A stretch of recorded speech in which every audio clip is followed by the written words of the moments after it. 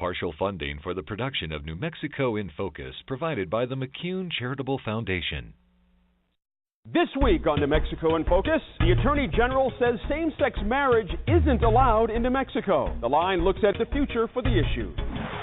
And we begin a summertime look at water in New Mexico as William Dubuis talks about the future of the Southwest. We've done really nothing about it. And so now we've got ourselves painted into a rather tight corner. New Mexico in Focus starts now. This week we start a multi-part series on water issues here in New Mexico. We speak with author William Dubuis, who wrote the book A Great Aridness. He'll set the scene for our discussions by looking at the future of water and climate in the Southwest. The Line Opinion Panel examines the fallout from a report by the Department of Energy's Inspector General on consulting contracts given to Heather Wilson by New Mexico's national labs. We'll also look at another federal note in New Mexico as the Department of Education has given mixed news to the state about its lagging spending on special education. We begin with Gary King. The Attorney General and gubernatorial candidate says New Mexico law does not allow same-sex marriage. Here's the line.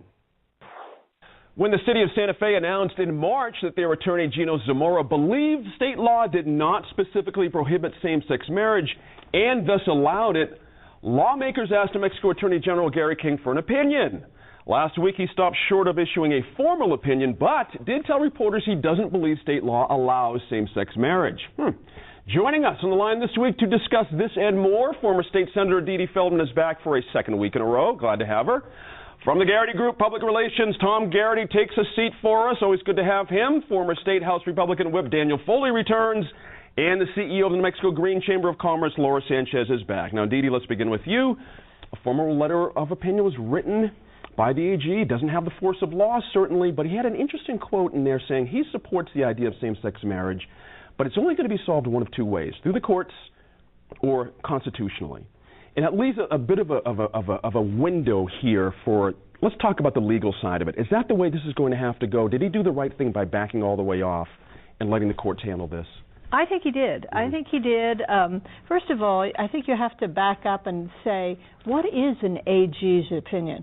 And an AG's opinion is just that. Right. It's an opinion. And this was an informal AG's opinion. It wasn't even a formal AG's opinion. I know there was a difference. Yes, there is a difference, and he spelled that out when he gave the opinion. And he threw it back into the courts. And actually, though, if you read beyond the headline, you saw that he said there is a very good equal protection case for a same-sex marriage based on New Mexico statute. Exactly. Laura, let me swing to you on this one because it would be reasonable to assume some folks were anticipating Gary King coming out with something a little bit stronger here, those who were in support of same-sex marriage. He got asked by a certain legislator to come up with an opinion. He has. What does this do to the idea of same-sex marriage here? Does it move the ball in any direction, forward, backwards? We're just in the same place we were before. Well, I think it's a disappointment. I mean, certainly there were a lot of people that were hopeful that the opinion would come back more in favor of same-sex marriage. But I don't know that it necessarily changes a whole lot what needs to happen or what will eventually happen, which is a court something before the courts to get a more definitive opinion, because I think the senator's correct. This is an attorney general opinion, but so was the opinion in 2004 by Patricia Madrid, which a lot of clerks, including our clerk here in Bernalillo County, point to as definitive guidance on whether they can or cannot issue licenses.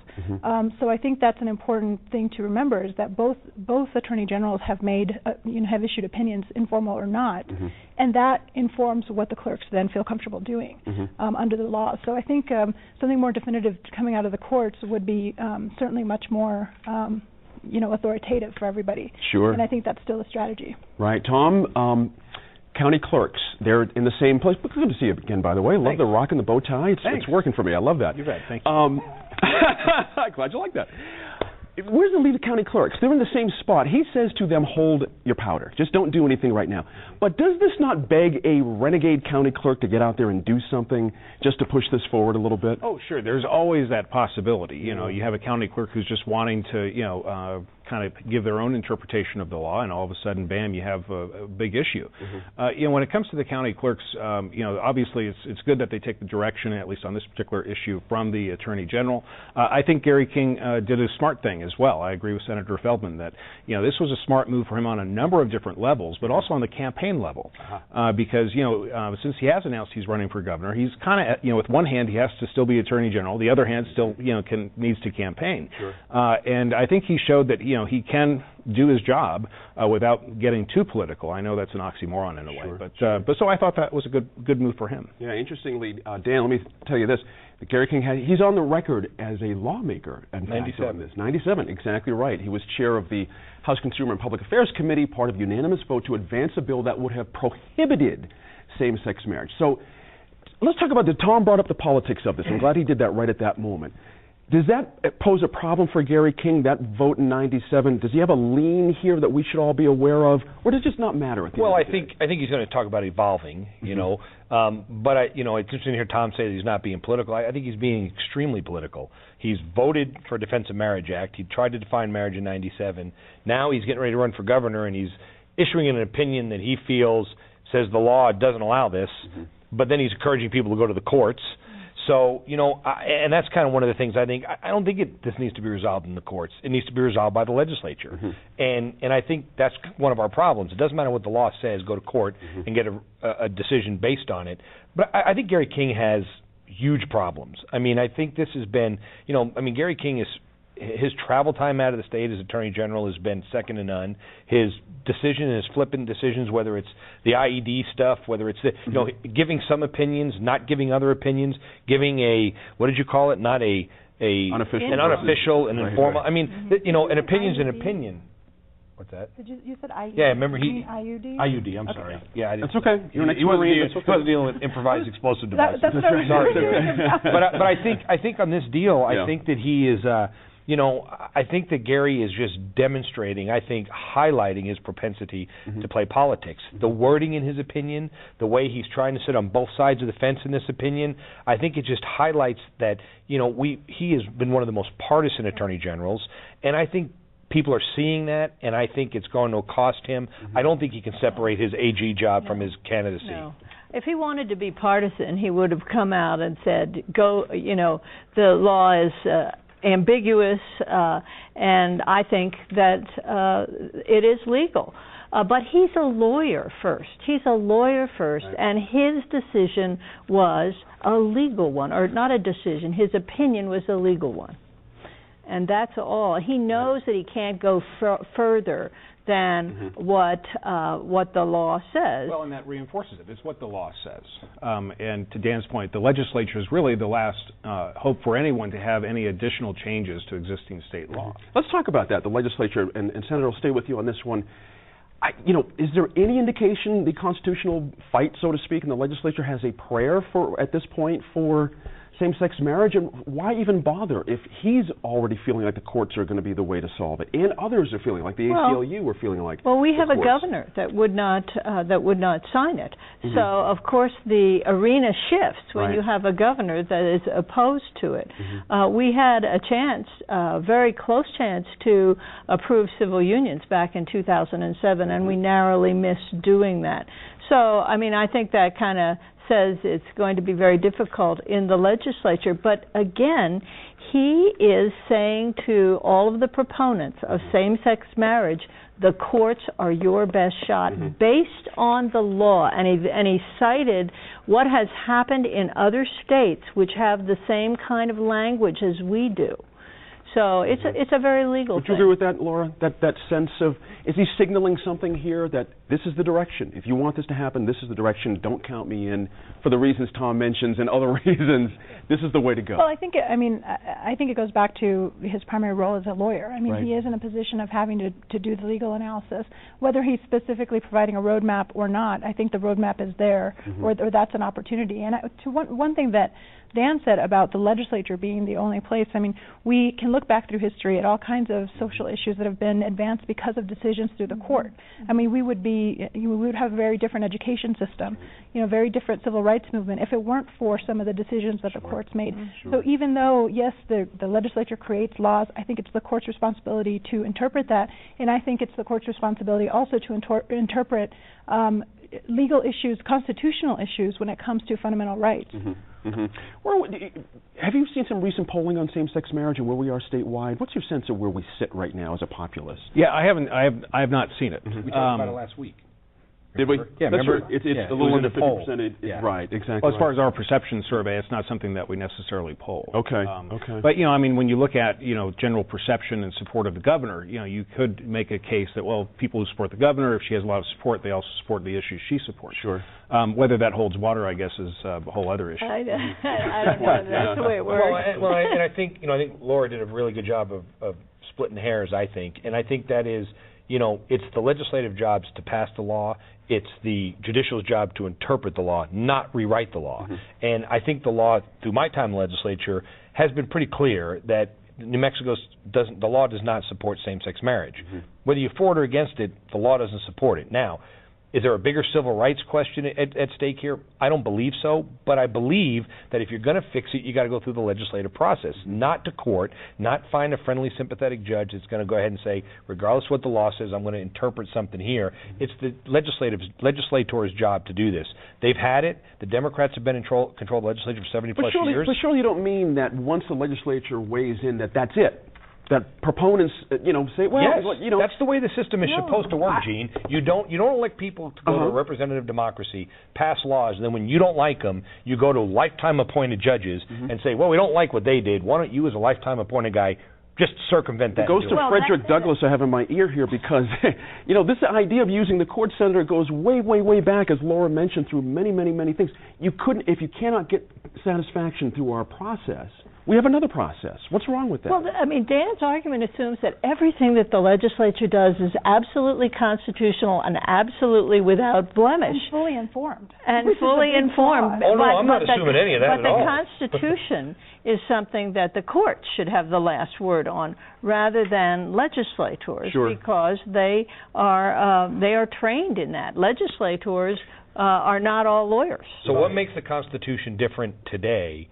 Since we haven't had any changes to our state constitution when it deals with this today than it was 5 years, 10 years, 15, 20. This fight's been going on for years. Sure, absolutely. And so the problem is not that the Constitution is changing, it's that people are figuring out ways to subvert the Constitution when the reality of the way to change it is through the process, which is go to the legislature. It's not that it changes, it's that its application evolves as our culture evolves. No. Just in the same way that constitutional questions, during the Civil Rights Movement, and the 14th Amendment, Equal Protection Clause, and all kinds of other things that came out of the Civil Rights Movement, just as they were basically changed because of court decisions that interpreted the Constitution, that's the same kind of thing that can happen now because our culture has evolved. Those were amendments to the Constitution, no, not Brown legal versus decisions. Board of Education. Let's there take were that. Equal Protection Clause arguments that had been made, not because they changed the Constitution, but because there was an application of the Constitution to what was happening in terms of separate but equal, many other examples. So if the Attorney General really wanted to make a case, why doesn't he go after equal protection? Why doesn't he make a decision first and foremost on this particular issue? He hasn't done it. I think because he sees it as a political make liability. Law. He doesn't make law. But he has a chance to challenge it.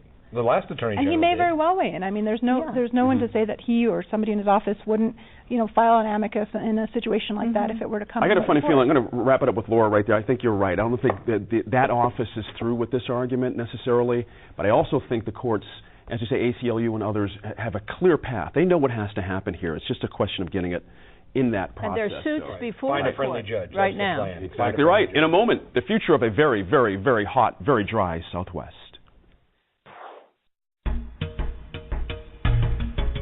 They were using Heather Wilson for business development. Okay. And business development, by another name, is called lobbying. And so this does not pass the smell test. In fact, I think it stinks.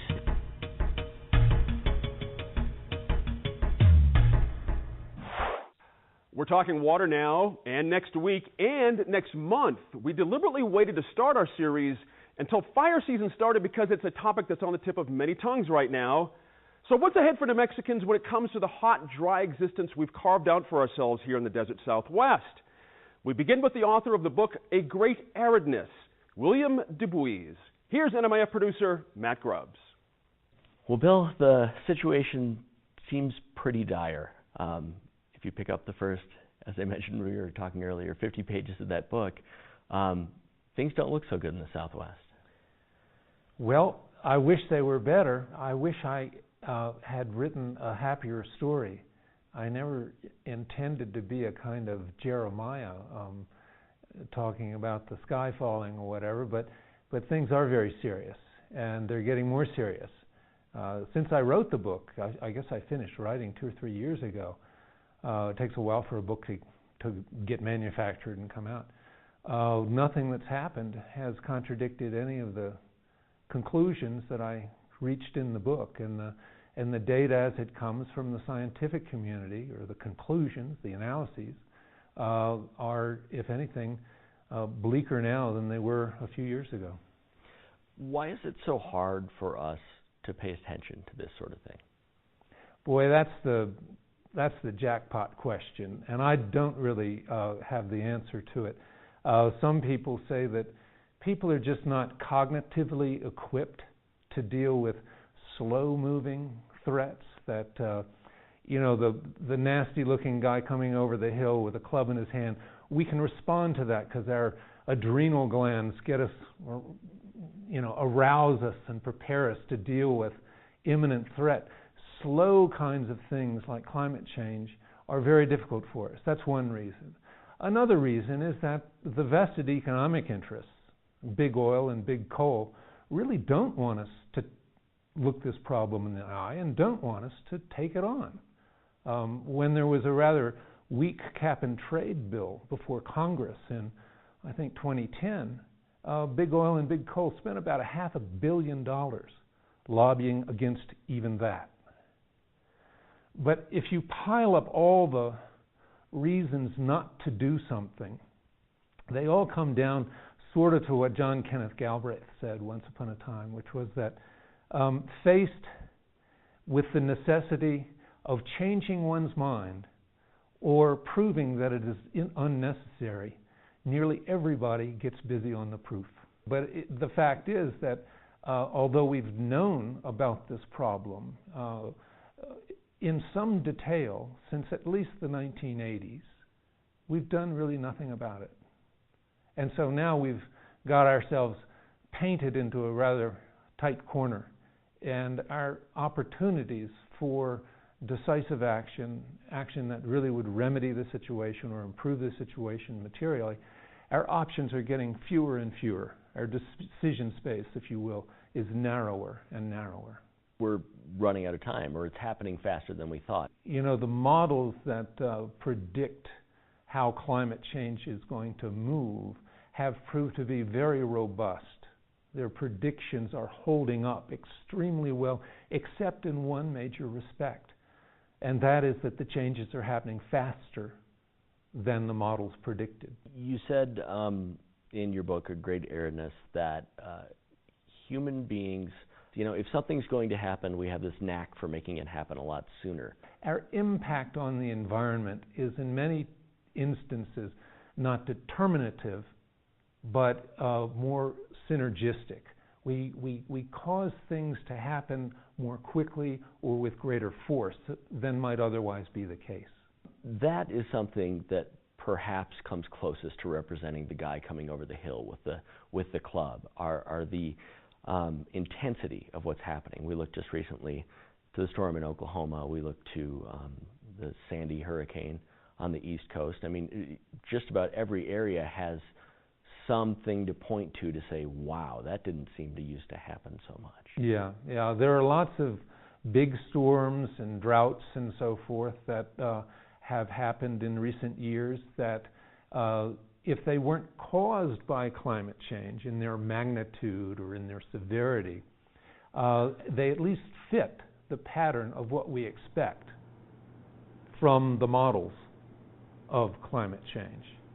So for a long time, scientists were very, very careful about what they could say. they would say that maybe climate change didn't cause this, but it fits our expectations of what climate change will do. There's an increasing sort of sub-area of activity in climate change science right now, which are called attribution studies, which actually make the causal link between this drought and climate change. And an example is the severe drought in Texas and Oklahoma in 2011. It was so severe that it actually doesn't fit any of the models for the natural range of variability for those areas, and it appears to be not the drought itself is not the result of climate change, because droughts are natural to that region, but the severity can be attributed to climate change because the severity was so much greater than anything we can explain otherwise. The way in particular that the Southwest demonstrates climate change, what grabbed you about that for the book?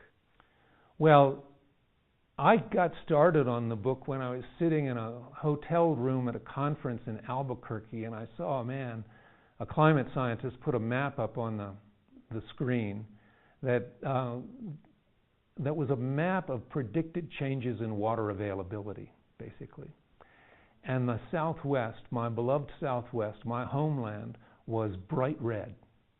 It was, in this prediction, one of the big losers on water. And I thought, I want to get to the bottom of that map. I want to talk to the man who made it. I want to talk to the people behind the science that produced that map. And I did, and the stories behind that are in the book that I wrote, A Great Aridness. The Southwest, already hot and dry, is going to get a lot hotter and a lot drier. As Jonathan Overpeck of the University of Arizona says, there are going to be winners and losers in climate change, and the Southwest is going to be a loser. What does that mean for our daily life, 20 years down the road, 10 years down the road, this summer? Well, I'm not all that good at looking into crystal balls, I don't think, but I do believe that the Southwest is going to have to shrink in some ways, and certainly the agricultural sector is going to shrink a good deal. Ranching, farming, without water, we're not going to be able to ranch and farm as much as we do now. I think in the years ahead, we're going to see a lot of transfers of water or lease arrangements of water from agriculture, which still controls most of the water in New Mexico and Arizona and our neighboring states. There's going to be a lot of movement of water from agriculture to municipal and industrial uses. And that's going to mean that the ag sector is going to shrink. It may mean that the ag landowners, who tend to be the ag water right owners, may not suffer. They'll be compensated for those transfers. But all the rest of the sector, the truck drivers and the farm hands and the fertilizer salesman and the guy who sells the trucks and the schools that are supported by taxes that come out of agricultural areas and so forth. These places are all going to be pretty hard hit. The impacts on the cities, I think, are much, much harder to forecast because cities are so much more flexible and so much more, in a way, complex. So I don't really know, but I think that a place like Phoenix, for instance, which is already a very hot place, as it gets hotter and hotter, you just wonder, where's the limit? How hot can it get before it becomes virtually unlivable? It is already unlivable without electricity. And so power is going to be the key. Air conditioning is going to be the key for many of our desert cities. And there's a tight link between power generation and water. It takes a lot of water to generate power, whether it's a coal-fired plant or a hydro plant or a nuclear plant.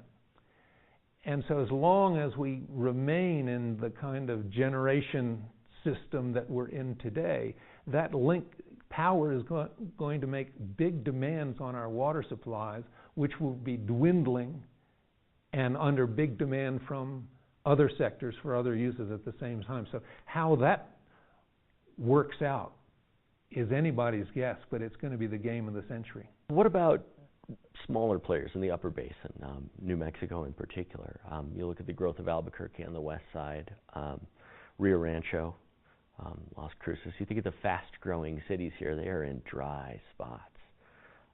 And yet, the housing industry, everything that goes along with that, the construction of roads and all that infrastructure, that's what we think of as growth and a positive economic driver. Are we thinking about that the wrong way? Well, ultimately, we have to find a way to support an economy that isn't based on continuous growth. There's no two ways about it. We've got to find a way to achieve a kind of steady state economy. We're a long way from that right now. But we don't have the water to keep growing infinitely. And as you dig into the book, you see that drought is likely going to come more frequently, and it's going to be deeper, and we're going to get a new normal. So the importance of that resiliency is really underscored by what you found. Yeah, that's right. And you know, in a sense, maybe we're not in a drought right now. Maybe this is the new normal. That's what some of the modeling indicates, that the new normal for the Southwest is going to be what the drought of the 1950s or the 1930s was. But, for instance, we don't say that the Sahara Desert is experiencing drought. Drought is something exceptional. The Sahara is dry by nature. What we're dealing with here today is probably the beginning of an era where the dryness, the aridity, the intensified aridity we're experiencing is not really a drought. It is the new normal. And yet, still, when I think back to the 2012 election, it is almost taboo, at least among the Republican Party, to acknowledge the impact of humans on the climate and to say that we cause that sort of thing. Is there a gap between that opinion and the science that is out there? Well, this is one of the great tragedies of the United States and really of the globe today, that in so many areas, and particularly in America, in our politics, climate change has become a kind of ideological football that gets passed back and forth. And people have attached themselves so much to their positions that they have lost sight of their interests. And the denial of climate change in our political sphere by so many so many members of Congress, so many influential people, is going to bring the country to great woe. There's no two ways about it. And one way of thinking of it is that climate change is the most grievous intergenerational crime in the history of humankind. The people who are the biggest losers in this are not people my age, not people your age, but the people the age of our children and our grandchildren. They are going to inherit an Earth that is much less supportive, much less livable than the beautiful planet we have been enjoying. Do you see reason for hope? Do you see optimism in, if not the way the climate is changing, the way that we're handling it? Well, always. I mean, we could get down to business and make some real changes. But I'll just mention one more tragedy of climate change, and that is technologically, we have the means to shift our economy. We can move away from fossil fuels. We can do that without depressing the economy, because we'll be growing in so many areas as we kind of shrink other areas. We can do this stuff. Part of the tragedy is that we can do it, but we aren't doing it. But we can still get started, and we need to get started. And there's always so much great work to be done. I mean, I get up every morning and I look out the window and think, what a beautiful land this is. What a beautiful place this is. And as long as there's that beauty out there, for me, there's something to work on. There's something to defend. There's something to try to protect, something to try to hold on to. And so that kind of effort, at least for me, gives meaning, and as long as there's meaning, I think those things are inherently optimistic. There's always something good that we can achieve right now and tomorrow. Don't you have leadership? Don't you have people that are working daily on education issues? This is stuff that I would say... Are you assuming those folks were told? Do you know should know. They should know? It's their job to know. Were they told by Ms. Scandera? It's not their job to... You know, when we not even close. The Inspector General for the Department of Energy delivered some bad news for Heather Wilson this week.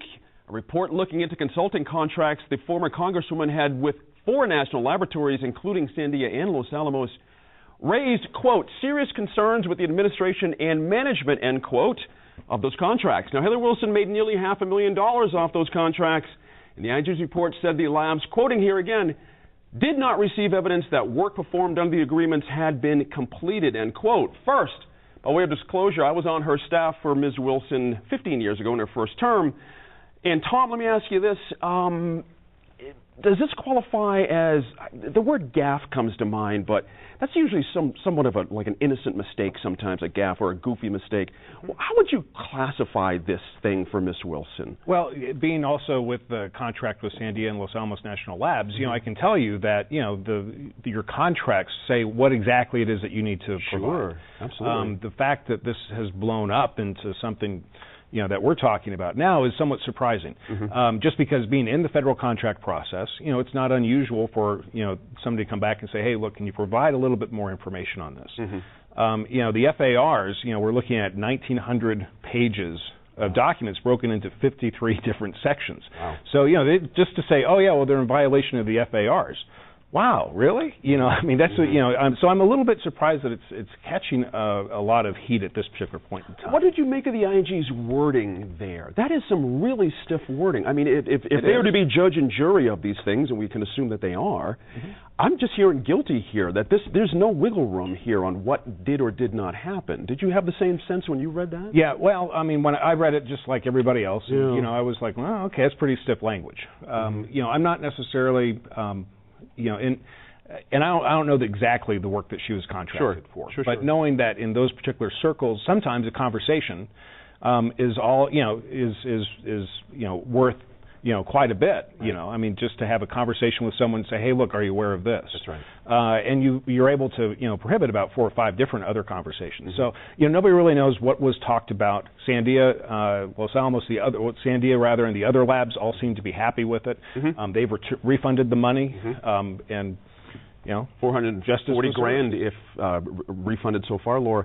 Interesting. It's different. I realize that it's different for high flyers. Sometimes you get brought on for your expertise.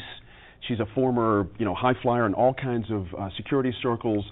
And Sandia has come out and said, in essence, look, we were gaining her expertise on certain issues, and that's what we were, in essence, paying for. Does that ring okay for you? Does that sound like worth $500,000 worth of contracts just to have some expertise at the table to guide folks? Well, I mean, I'll say that, I mean, I don't know what the current market bears in that area for expertise of that sort. So I can't speak as to whether that value was appropriate. It obviously was something they were willing to pay for at that amount. I think what's a big concern here is that the labs, and labs that obviously are in the business of contracting for various services and having vendor relationships and all kinds of other things that they do as an institution, that they failed in making sure that there was enough detailed information to, you know, pass any kind of question. And I think that's the key here. What's going on that you're not able to properly document when what your contractor is doing? So if that, you know, if the work was her expertise and she provided whatever consulting advice was supposed to be done, why wasn't it being documented appropriately? And I think that's a failure Sandia and Los Alamos and whoever else need to take responsibility for that. I think she should have had, a good enough relationship where she could provide information to document that. But that's something somebody should be working compliance and ensuring that kind of information is being collected as it goes along. Exactly right. Dan, the big buzzword in these circles is deliverables. Everyone talks about deliverables. It's like the favorite buzzword. And so with the IG saying there were no deliverables, how do you come back from that? How do you say, okay, here's in essence what we did as deliverables if it was about just getting expert advice and opinion on things? Well, I think a couple things, Gene. You and I may be reading this differently. Okay. And I don't think that the IG is questioning what Heather Wilson did. I think they're saying there's no paperwork to show what she did. And the IG is not dealing with thoughts. What else do they have to work from? That's right. They're going to look and say, you hired Tom to show up and produce a guide. Where's the guide? Right. You said it was going to be 70 pages. Blah. Let's see that. It seems to me like this is really much to do by nothing with Heather Wilson. She did her job that she contracted for. The folks that she was working for cannot meet muster in telling the people that were paying them, this is what we did, this is how we did it. They have a process to go through. I don't think anybody is claiming that Heather Wilson stole $500,000, was wrongfully given $500,000. I don't even think the Inspector General is making that assumption.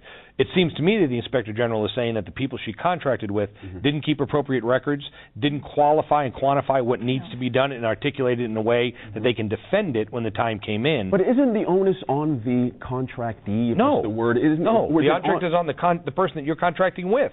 If I tell you I'm hiring you to do a job, I got to give you the scope of work I want you to do for me. Okay. If that scope of work means you got to fill out weekly reports, if you don't fill out weekly reports, you're in violation of your contract. If all I say to you is, Gene, I'm going to pay you X amount of dollars for your intellectual capital, and that's the other thing we got to remember here. She wasn't hired to build something, produce something. She was hired for her intellectual capital. She's a Rhodes Scholar.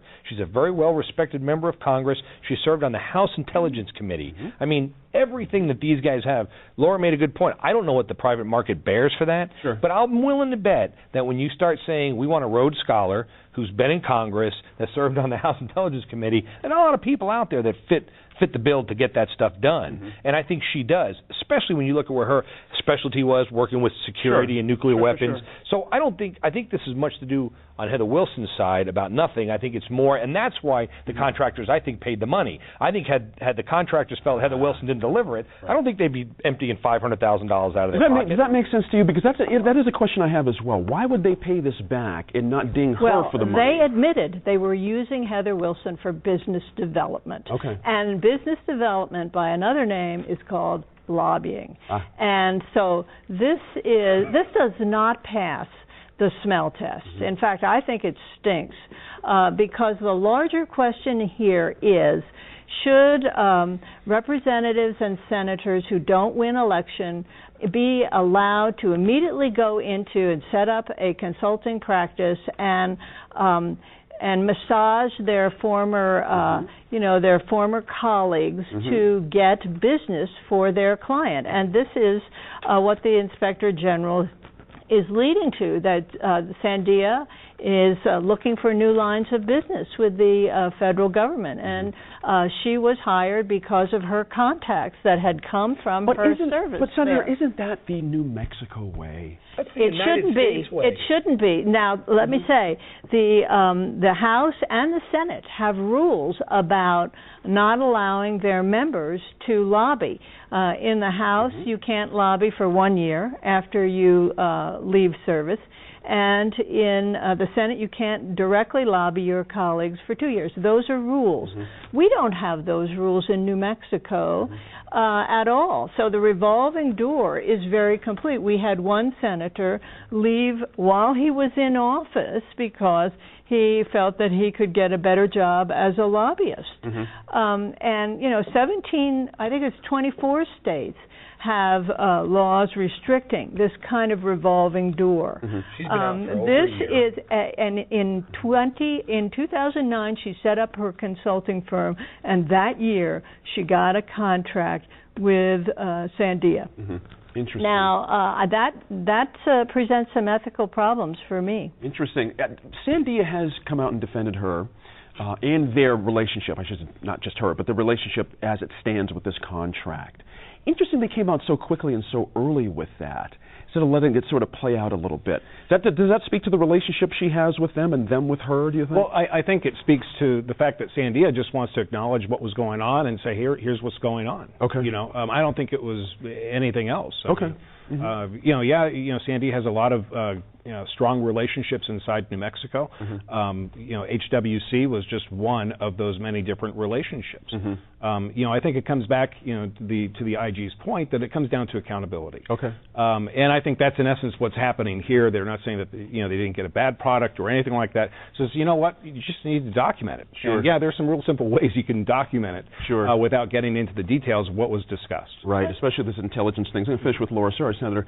Does that all make sense to you? Can this, signal something, maybe perhaps the end of a certain style of contracting here in New Mexico? What's the bigger picture here on this? This is in New Mexico. I think that the utopia is the end of that kind of contracting. I think our entire, right. Certainly the state legislature, but our entire state government in other ways works. I mean, it works that way. There's a lot of people who go through public life and then come out and start, making a laking by sharing their. Go through the list of people that have done this. And then you keep saying but paid by the taxpayer? Is there not a difference there? No, they're all. Anybody he's lobbying for organizations to get more money from the government to do more things. Even though there's taxpayer money being paid, Sandia and Los Alamos are both. I mean, Sandia is a corporation. That's right. I mean, it's a big institution. That's right. And it's got federal dollars coming to it, but it also makes business decisions. And this isn't. So I think we need to remember that. Bechtel and those are national global companies. That's true enough. Good, fair point there. Now we're back after a quick break with trouble at the state public education department when it comes to funding special education. You have Debaca County newspaper suing Lincoln County. I mean, it's the new version of Lincoln County Wars. Exactly. Good point.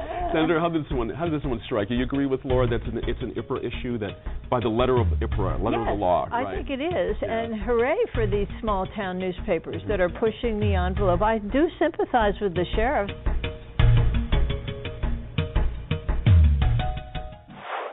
New Mexico schools and taxpayers received a mixed review from the Federal Department of Education this week. The feds granted New Mexico a waiver for underfunding special education in 2010. Now keep that date in mind, 2010.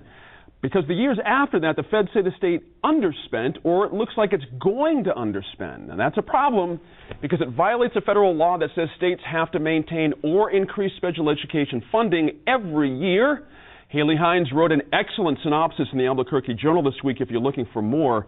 Now, Dan, lawmakers have heartburn over this during the session because they felt the state public education department hadn't kept them in the loop beyond other things, and now the state has to find, or set aside, I should say, about 37 to 40 million, somewhere around there, to cover this thing in case we do not get this waiver. Let's lay some blame here. Who is to blame here? Is it our education secretary designate, Hannah Scandera? Is it... Well, I'm not sure how you're going to blame her for the two budgets that she inherited. The 11 budget was passed in 10. Sure. The 10 budget was passed in 09. Those were both under Richardson's time. What I find interesting is... The 12 and 13's under review as well. See, that's well, let's talk about that when it happens, Gene. Okay. So I think you're making a crucial mistake of saying, well, we got facts on these two. Let's lump in the other ones so we can bring Scandera in. The fact of the matter is that she's dealing with stuff they inherited. What I find even more interesting is that you have Representative Mimi Stewart out there crying from the rooftops saying that the Department of Education should have told them, well, don't you have a chairman of House Education? Don't you have leadership? Don't you have people that are working daily on education issues? This is stuff that I would say... Are you assuming those folks were told? They should know. They should know? It's their job to know. Were they told by Ms. Scandera? It's not their job to... when we did... Not even close. When we did the bed tax, we had this exact deal with Governor Richardson. The bed tax. Do you remember the bed tax? I do, but keep it nice and crisp. It's right here on this, Gene. The bed tax issue was those people told us that CME was going to approve it. Okay. We, as legislators, had to go to CME to find out they weren't going to approve it. And so it's incumbent upon the legislators to do their job. And they're asleep at the wheel here. How much, all right, Dan makes a good point. Our current administration, how much are they on the hook on this, or is it all Mr. Richardson? Or what happens here? Who's at fault here? Because Special education, this could really work out not well for our state. This is an embarrassment. This is bad news for parents of kids with developmental disabilities and regular students who are going to be shorted because, and have been shorted over the past 2 years because of this bureaucratic bungling, is what I call it, and lack of oversight, yes.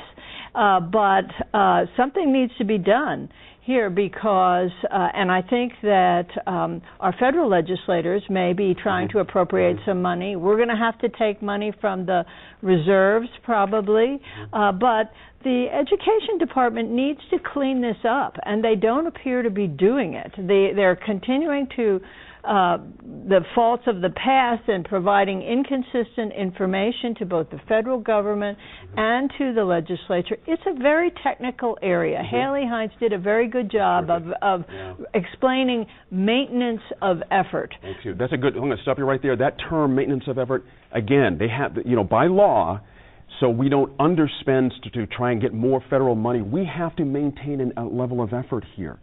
So let's assume those first 2 years of 2010, 2011. Going forward, where do you think this sits now? Do we look like we're in the clear here, or are we going to miss out at some point? What's your best guess on this? We're in danger of missing out quite a bit. I mean, this is such a huge disappointment, and I agree completely. I mean, this is a real failure of the administration, possibly two administrations, but also everybody who's involved in this and not paying attention to what the budget is doing. I mean, how can you underspend? I was sitting on the couch when we read the story, and my fiance and I, and he said, "How do you underspend by $34 million?" You underspend by basically not funding programs properly, not hiring people properly. It's mismanagement, period. And I love how in Dan's version of the world, the legislature is the main branch and everybody else is sort of down here. The legislature has some oversight and some responsibility, but they are not the frontline providers. Where's the budget come from? The executive is the frontline provider. The agency people are responsible here. Where's the budget and we come have from? to figure out how to make this happen. That's right. Tom, your sense of this one as well? Well, I'm not, I think there are a lot of guilty parties, and to lay blame on, the secretary-designate, on the legislature, on, if we want to bring in the attorney general on this, we could too. But, I think that, there's some stuff going on at the national level that just needs to be mentioned as well. Sure. These were all enacted in 2010. In 2009, you saw the highest level of IDEA funding, Individuals with Disabilities Education Act. You saw the highest level of federal funding ever. And then it just all steadily dropped off. Right. So a case could be made that they were setting the states up, knowing that, we're just going to start cutting back from here on out. The other thing are the other political motivations, and I can't wait to see how this is received. But, when you look at the other states that are also being targeted with the same kind of issue, you have Kansas, New Jersey, South Carolina, and coincidentally, they're all Republicans. And with the exception of New Jersey, they're governors who took over in 2011. Sure. So let's just start spending the money. Right. Let's find a way to make sure that the 46,000 students in New Mexico get the kind of education that they need and deserve to be successful. Senator Frum, let me finish with you because you mentioned there's other ramifications here. If something's not being spent, being held harmless, so to speak, by school districts, something else has been suffering in the meantime. Special education is different than everything else because we have legal obligations. They are under the civil rights law to provide certain services to kids with disabilities in the school. And so those services, by and large, have been provided. But they've been provided with the money that was supposed to be spent on the regular student. Right. So that is a problem. And it's a real problem for families with people with disabilities because right now their services are being cut in another area. And the DD waiver has sustained a lot of cuts in the past year. There's a lot of discontent. Interesting. This is going to be one to watch close. Not the last time, Dan, we'll talk about this, so we'll have another lap. We're on the clock now with 1 minute per topic on the following headlines of the week. We'll start with reports by the online journalists at the New Mexico In-Depth site. We love those guys about the shortage of visas that grant legal status to undocumented immigrants if they help authorities prosecute criminals. A cap of 10,000 of these U visas were given across the country each year, and New Mexico U.S. senators want to raise that number. Other Washington lawmakers oppose that increase, certainly, saying such visas are open to fraud and abuse. Your thoughts, Tom, on that? These leave some folks, these are patriots leaving them hung out to dry here like this? Well, the issues, is very easily convoluted because you have two issues. You have law enforcement, you have immigration, and they merge right here with the U visa. That's right. And so you have a lot of people who are trying to make the individual arguments. I would say that, if it helps law enforcement to, do their job better, provide more U visas. There you go. Do we need more of the senators on the right track? Absolutely. Yeah. And even Matt Chandler, who's, a Republican district attorney, he has come out and said that this is a tool for law enforcement that should be, available, and it should be increased as well. I'm not sure he said it should be increased, but he did say it was an important tool for law enforcement. And what happens if these things don't work out? Do you get less folks helping you if they feel like they're not going to be able to qualify? Governor for Martinez was quoted in the article too, and she said she used them tremendously when she was a district attorney, and she said overwhelmingly the victims are women, and you're empowering them to come forward, and you're trying to work with them, and so there has to be an opportunity for these folks to step forward and go against their family, their culture, the people they live with, and if you can't help them, you're setting them up not just for failure, you're setting them up to be killed. It's a huge risk. I'm going to hold you there, Senator. We're out of time on that one. The New Mexico Supreme Court has ruled that judges can indeed approve search warrants by phone, overturning a 2011 Court of Appeals ruling that such warrants aren't permitted. Is there a downside to this, Senator? I mean, there's a logic to it that makes sense in a new world. It sounds a little loosey-goosey to me. Yeah. I mean, it's not even in writing. They're just calling the judge on the phone and saying, hey, I got a situation here. Right. I'd be more comfortable if it was somehow in writing, even email or text message or something. But that was my question as well. Dan, can you see that as well? Would that, I just think, something that I think we're making a huge mistake that we always run out and talk about security and safety, and we're willing to give up more rights.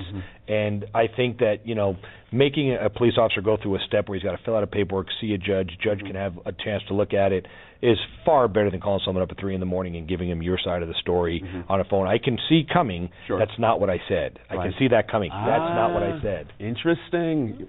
Well, in the case that was decided, and the issue was that the police officer had filled out the paperwork, went down to the courthouse, and the courthouse was closed. And he actually read word for word after being sworn in over the phone by the judge, read word for word what the affidavit said. So I think that's an important key, is being sworn in and you're held accountable for what you're sharing with the judge. Interesting. I'm with Dan on that. That's something interesting, that what you just said that. I'll hold you there, Tom. I never thought in 9 years doing this show I would say these words. Justin Bieber. He is the latest in a short list of celebrities who forked over $250,000 for a seat on Virgin Galactic Spaceship 2, scheduled to launch from southern New Mexico sometime next year. Dan, I got to ask you this. $209 million we've all invested in this to send Justin Bieber up in space. Is this what it's going to have to take to get this thing going? As long as he doesn't come back, it'll be worth the investment. That's all I'm going to say. Why can't you say that? Baby, just send him up there. Let us find out if there's actual life in space. He has 2 million Twitter followers. That would be God bless him. All the queens would be very, very upset. But there are other movie stars as well. I mean, there's Victoria Principal, there's Tom Hanks, there's Leonardo DiCaprio. All of them are tweeting. All of these famous people. What's the price tag now? It's $250. $250. What do you think about the Biebs going to space? What do you think? I think he's got so many problems here on Earth that he's now trying to expand his reach and figure out how to create mayhem elsewhere. I'm going to give you an opportunity to bail on this one if you... 2 times in a row. What? I don't get a cell phone. No, well, my question is a big dose of reality for New Mexico. Is New Mexico actually prepared to handle all of these high-profile... It's out in the middle of nowhere. Who's going to track out there to find them? Point made. Interesting. Famous outlaw Billy the Kid, jailed in New Mexico over 100 years ago, is still robbing taxpayers, if you want to look at it this way. The Kid's DNA records have racked up over $200,000 in legal fees after a judge ruled that Lincoln County violated IPRA, the Inspection of Public Records Act, by holding them back. An important court battle, Laura, just a waste of time and money. I mean, is anyone going to be talking about this in law schools in the future? I would argue yes, because if you separate the Billy the Kid portion out of it, which is sensational in and of itself, really fundamentally this is a question about IPRA, which I think is important for every municipality and public entity out there.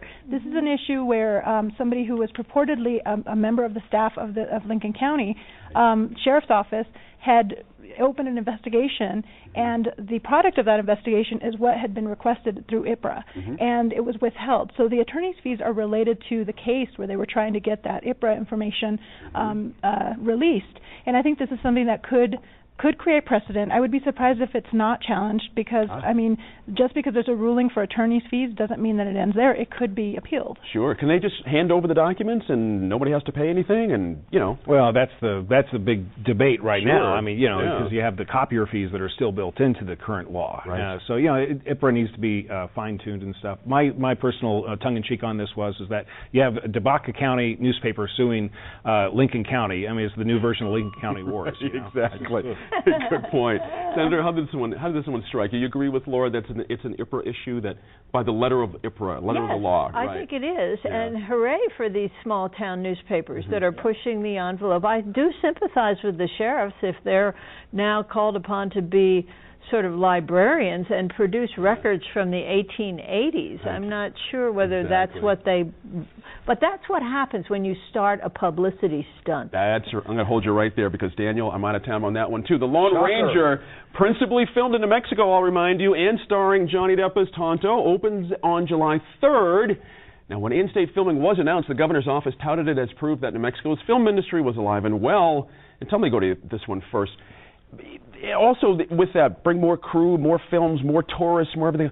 Is this an opportunity, this film, or are we begging for a problem here? Because this could be interesting, the reaction. It is such a great opportunity that Arizona and Utah are already getting behind it by setting up media tours with Travelocity to talk about all the destinations in Arizona and Utah that you can go that are seen in the Lone Ranger. So hopefully New Mexico is also going to be doing something similar. Interesting. What do you think, Laura? I think it's great. I think it's also great for Native American populations in New Mexico and around the world. I think that he's been very, or around the country, but also indigenous peoples around the world. He's been very active in a lot of Native American causes, including the American Indian College Fund. Do you think Johnny Depp's going to get a complete pass on that because he's been active and he's popular? Are you anticipating, Senator, there's going to be any protests at all about this portrayal of Tonto?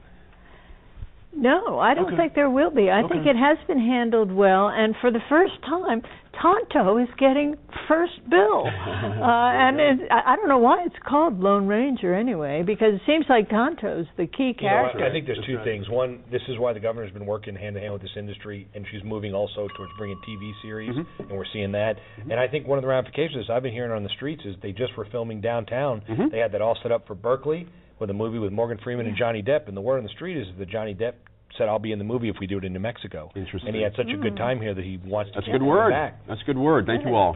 Great Friday night. Good stuff.